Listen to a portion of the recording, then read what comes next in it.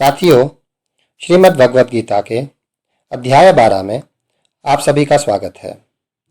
जिस प्रकार हमने अध्याय 11 में जाना कि भगवान कृष्ण अर्जुन को दिव्य दृष्टि प्रदान करते हैं, जिससे वह विश्वरूप के दर्शन कर पाता है और श्री कृष्ण विश्वरूप में अपना अद्भुत असीम रूप प्रकट करते हैं। इस प्रकार वे अपनी दिव्यता स्थापित करते हैं। कृष्ण बतलाते हैं कि उनका सर्व आकर्षक मानव रूप ही ईश्वर का आदि रूप है। मनुष्य शुद्ध भक्ति के द्वारा ही इस रूप का दर्शन कर सकता है।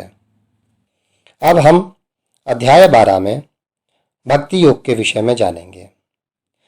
श्री कृष्ण के शुद्ध प्रेम को प्राप्त करने का सबसे सुगम एवं सर्वोच्च साधन भक्ति योग है। इस परम पथ का अनुसरण करने वालों में दिव्य गुण उत्पन्न हो जाते हैं।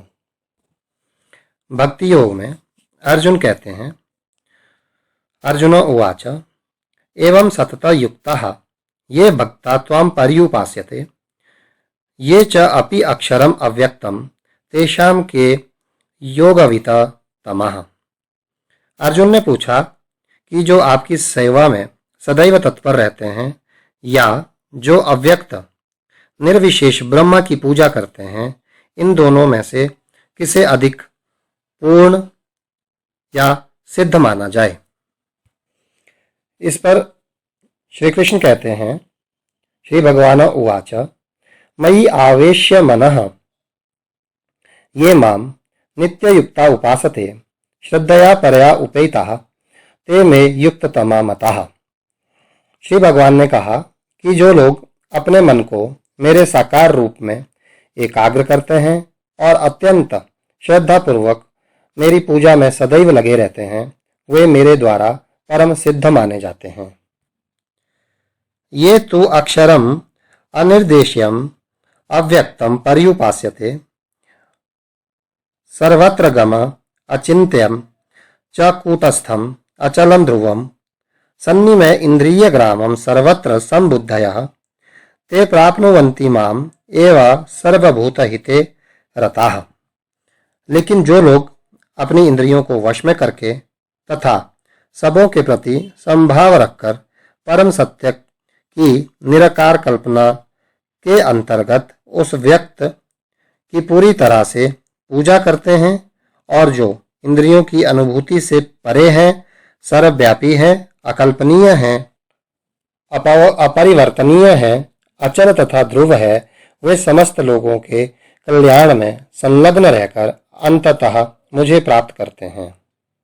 आगे कहते हैं, कलेशः अधिकतरः तेषां अव्यक्त आसक्त चेतसाम अव्यक्ता ही गति ही दुखम देह वद्भि अवाप्यते।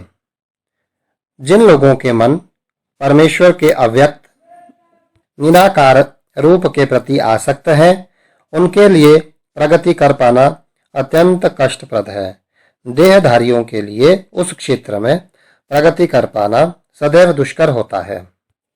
ये तो सर्वाणि कर्माणि मयि संन्यस्य मत्परः अन्तयेन एव योगेन मां ध्यायन्तः उपासते तेषाम् अहं समुद्धर्ता मृत्यु संसार सागरात् भवामि न चिरात् पार्थ मयि आवेशितः चेतसाम।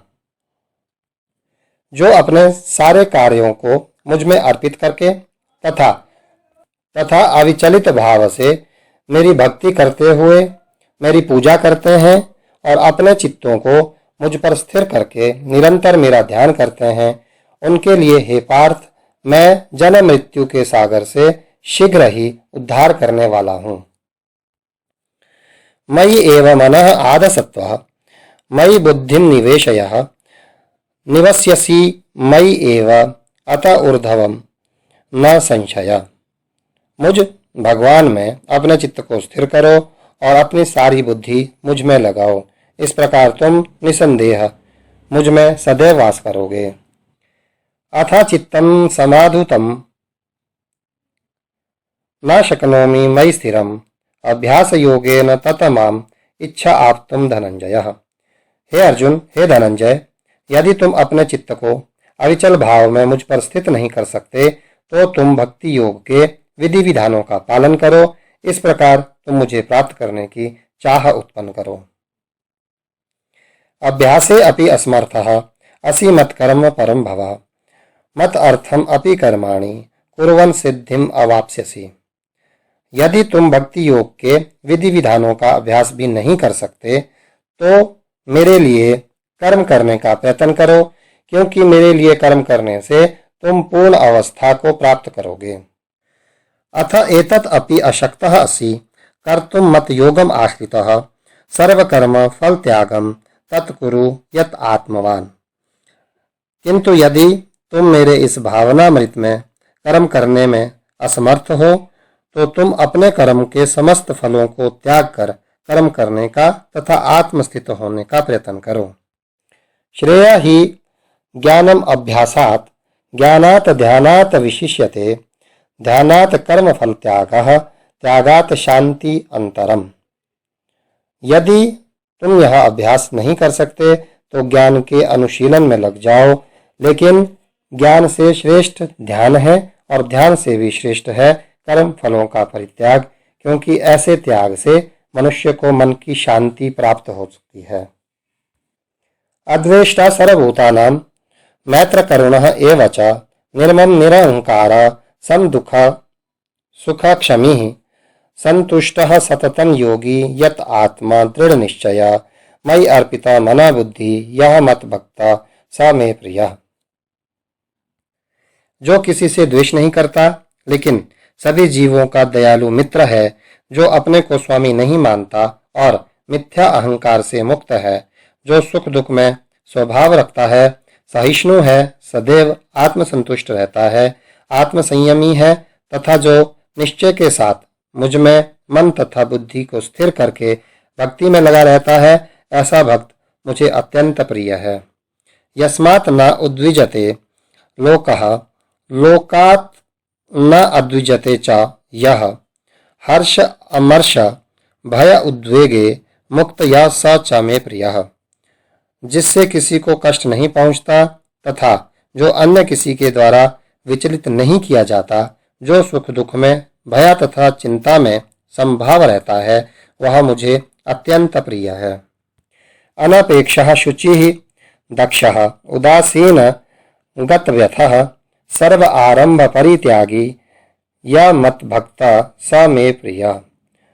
मेरा ऐसा भक्त जो सामान्य कार्यकलापों पर आश्रित नहीं है, जो शुद्ध है, दक्ष है, चिंता रहित है, समस्त कष्टों से रहित है और किसी फल के लिए प्रयत्नशील नहीं रहता, मुझे अतिशय प्रिय है। यह न हृष्यति न द्वेष्टि न शोचति न कांक्षति शुभ अशुभ परित्यागी भक्तिमान यह सह मे प्रियः। जो न कभी हर्षित होता है, न शोक करता है और जो न पछताता है, न इच्छा करता है तथा जो शुभ अशुभ दोनों प्रकार की वस्तुओं का परित्याग कर देता है, ऐसा भक्त मुझे अत्यंत प्रिय है। समः शत्रौ च मित्रे च तथा मान अपमानयोः शीत उष्ण सुख दुखेषु सम संग विवर्जितः तुल्य निंदा स्तुति मौनी संतुष्ट येन केनचित् अनिकेत स्थिरामति भक्तिमाना मे प्रिय नरः।